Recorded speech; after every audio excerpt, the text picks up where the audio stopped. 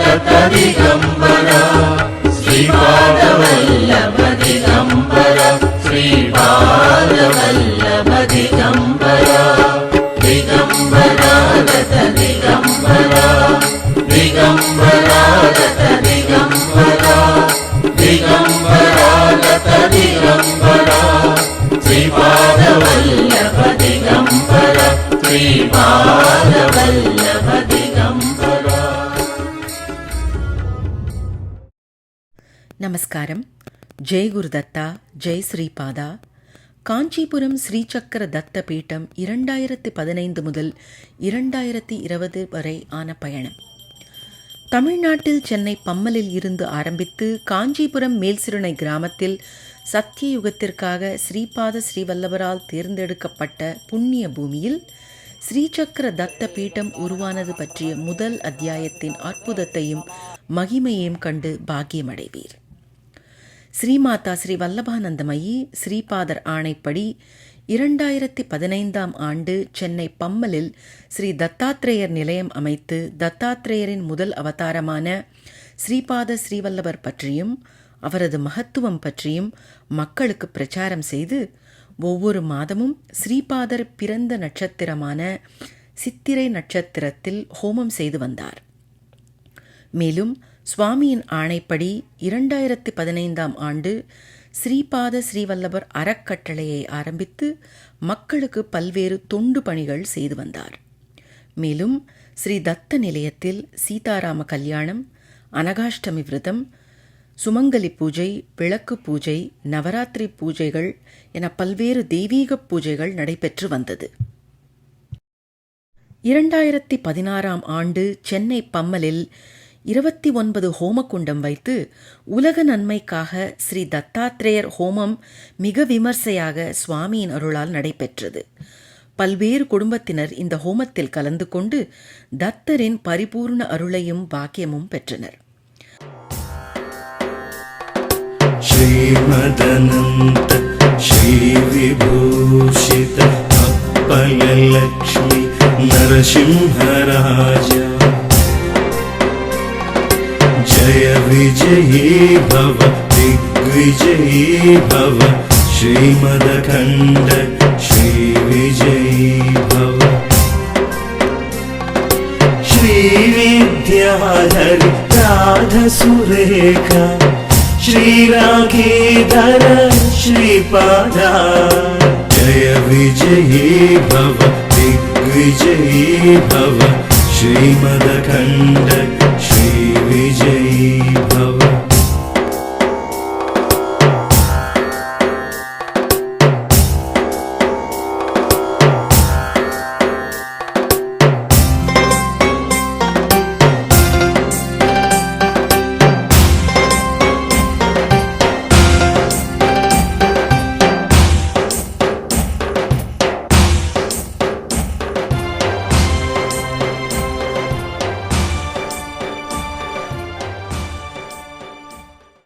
அதே ஆண்டு சீதாராம கல்யாணம் முதல் முறையாக ஸ்ரீ தத்த நிலையத்தில் மிக விமர்சையாக நடைபெற்றது.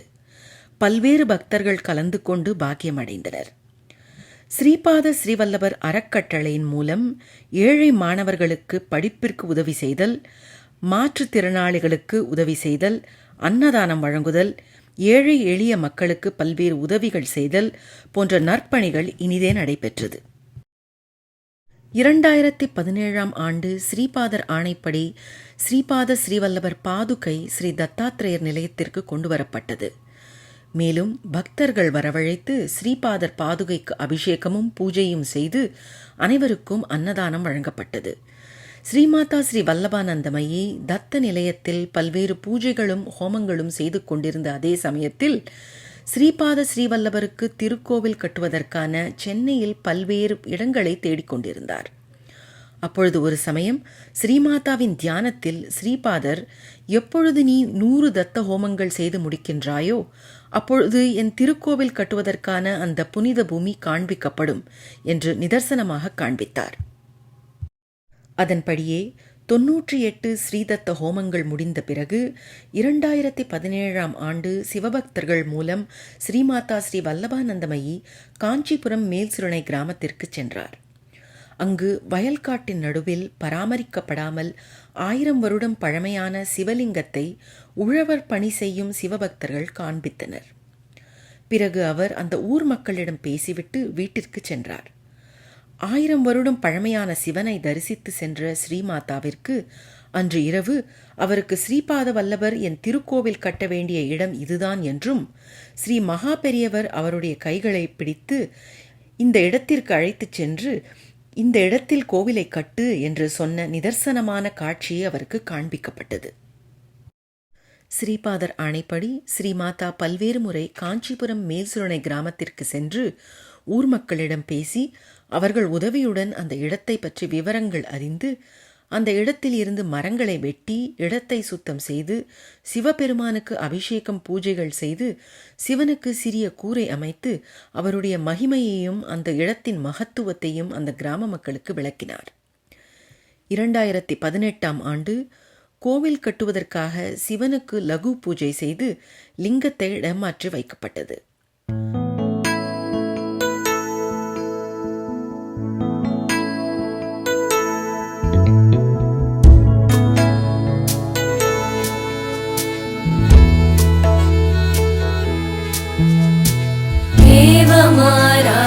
गौरीशं देवं मृत्युञ्जयेश्वरं कृतसञ्जीवनं नाम्ना कवचं प्रजपेत् सदा सारासारतरं पुण्यं गुह्याद्गुह्यतरं शुभं महादेवस्य कवचं मृतसञ्जीवनामकम् समाहितमना भूत्वा शृणुष्व कवचं शुभम् श्रुत्वैतद्दिव्यकवचं रहस्यं कुरु सर्वदा वराभयकरो यज्वा सर्वदेवनिषेवितः मृत्युञ्जयो महादेव प्राच्या मां पातु सर्वदा ददानशक्तिमभयां त्रिमुखं षड्भुजप्रभुः सदाशिवोऽग्निरूपी माम् आग्नेयां पातु सर्वदा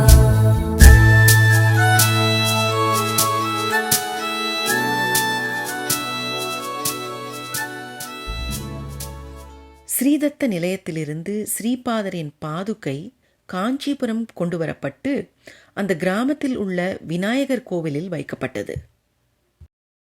ஸ்ரீபாதர் வாக்கின்படியே கிராமத்தில் உள்ள விநாயகர் கோவிலில் 99வது தத்த ஹோமமும் கோவில் கட்ட இருந்த அந்த புனித மண்ணில் 100வது தத்த ஹோமமும் முடிந்த பிறகு 28/10/2018 அந்த மகத்துவம் வாய்ந்த இடத்தில் ஸ்ரீபாத வல்லபருக்கும் சிவனுக்கும் திருக்கோவில் கட்டுவதற்கான பூமி பூஜை செய்யப்பட்டது. பல்வேறு தத்த ஸ்ரீபாத பக்தர்களும் ஊர் மக்களும் கலந்து கொண்டனர். 2019ஆம் ஆண்டு தத்த பக்தர்கள், சாயி பக்தர்கள் மற்றும் ஊர் மக்கள் உதவியுடன் இத்திருக்கோவில் கட்டுவதற்கான பணி துவங்கியது.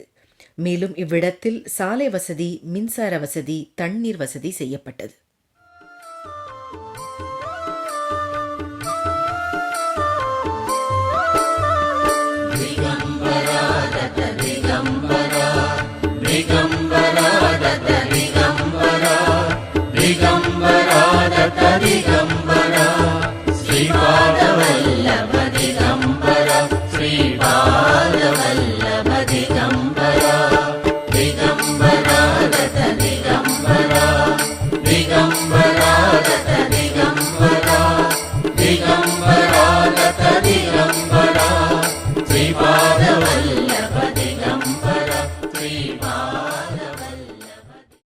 இரண்டு 2019 ஸ்ரீ ஏகமுக தத்தர், ஸ்ரீபாத ஸ்ரீ வல்லபர், ஸ்ரீ ஷிரடி சாய்பாபா, விநாயகர், முருகர், சரஸ்வதி, லலிதாம்பிகை, துர்கை ஆகியோரின் விக்கிரகங்கள் அனைத்தும் காஞ்சிபுரம் மேல்சிறுனை கிராமத்திற்கு வந்தது. அங்குள்ள கண்ணபிரான் கோவிலில் இவ்விக்கிரகங்கள் அனைத்தும் வைக்கப்பட்டது. பிறகு ஸ்ரீ மாதா ஸ்ரீ வல்லபானந்தமயி அவர்கள் 1000 வருடம் பழமையான இந்த லிங்கத்தின் வரலாறு அறிய பிரசன்னம் பார்க்கும் பொழுது இவர் அக்ஷயலிங்கேஸ்வரர் என்று தெரிய வந்தது. 2020 ஸ்ரீபாத வல்லபர், ஏகமுகதத்தர், ஸ்ரீ ஷிரடி சாய்பாபா, ஸ்ரீபாதர் பாதுகை, சரஸ்வதி ஆகிய விக்கிரகங்கள் பிரதிஷ்டை செய்த திருக்கோவிலுக்கும், அக்ஷயலிங்கேஸ்வரர், ஸ்ரீ லலிதாம்பிகை அம்மன், விநாயகர், முருகர், துர்கை, நந்தி ஆகிய விக்கிரகங்கள் பிரதிஷ்டை செய்த திருக்கோவிலுக்கும் 12/2/2020 மகா கும்பாபிஷேகம் மிக சிறப்பான முறையில் நடைபெற்றது. எல்லா பக்தர்களும் இந்த மகா கும்பாபிஷேகத்தில் கலந்து கொண்டு சுவாமியின் பரிபூர்ண அருள் பெற்று பாக்கியமடைந்தனர். பிட்டாபுரத்திற்கு அடுத்தபடியாக ஸ்ரீபாத ஸ்ரீவல்லபரின் பிரதான திருக்கோவில் முதன்முறையாக தமிழ்நாட்டில் காஞ்சிபுரம் மேல்சிறுனை கிராமத்தில் அமைந்து பிறகு சுவாமியின் அருளால் தக்ஷிண பீட்டிகாபுரம் என்றும் அழைக்கப்பட்டது.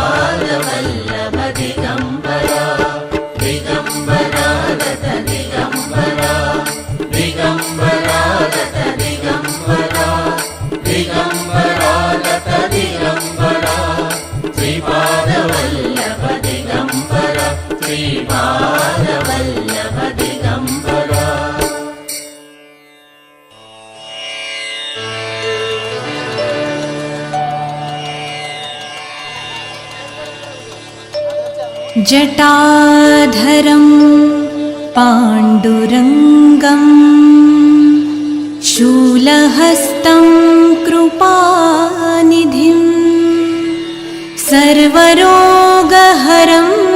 देवं दत्तात्रेयमहं भजे।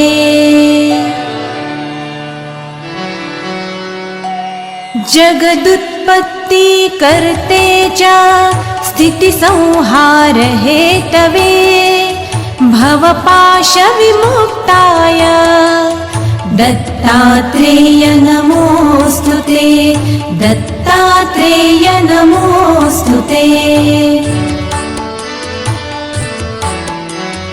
जरा जन्म विनाशाय देहशुद्धिकराय च दिगम्बर दयामूर्ते दत्तात्रेय नमोस्तुते, दत्तात्रेय नमोस्तुते।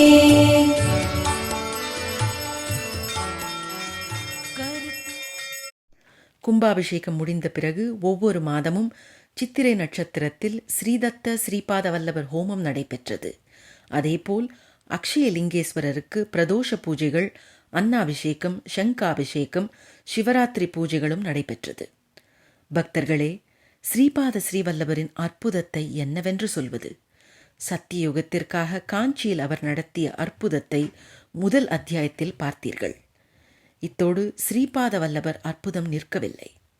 இப்பிரபஞ்சத்தில் எங்குமிலா வண்ணம் ஸ்ரீசக்கர தத்தாத்திரேயர் பற்றிய விவரங்களை 2வது அத்தியாயத்தில் தொடர்ந்து பார்ப்போம்.